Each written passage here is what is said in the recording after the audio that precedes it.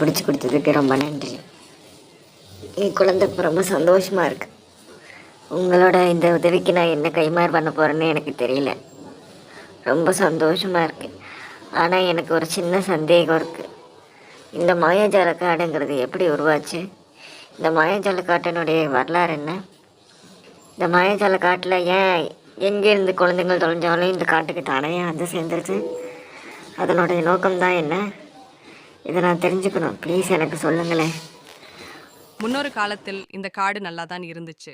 அப்போ இந்த காட்டை ஒரு மகாராஜா ஆண்டு கிட்ட வந்தான்.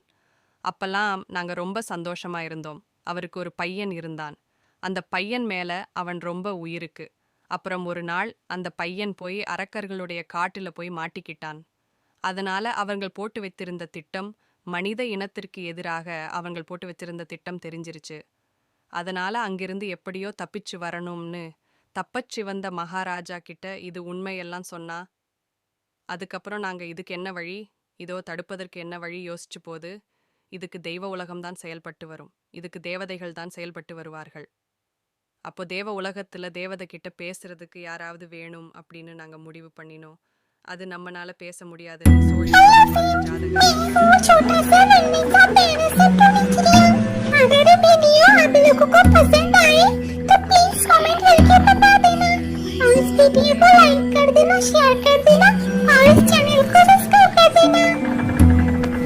எந்த மாதிரியான திட்டங்களை வச்சிருக்கிறாங்க எங்களுக்கு தெரியப்படுத்துங்க சொன்னாங்க. அதனால தன் மகாராஜாவோட பையனே மறுபடியும் இந்த காட்டுக்குள்ள போனா. அந்த காட்டுக்குள்ள போய் நிறைய விஷயங்களை தெரிஞ்சுக்கிட்டு வந்தா. ஆனா இந்த தகவல் ஏவு உலகத்துக்கு போதுமானதா இல்ல. அப்புறம் நாங்க எங்க மகாராஜாவோட குழந்தைய அங்கே தங்க வைக்கிறதுக்கு முடிவு பண்ணணும்.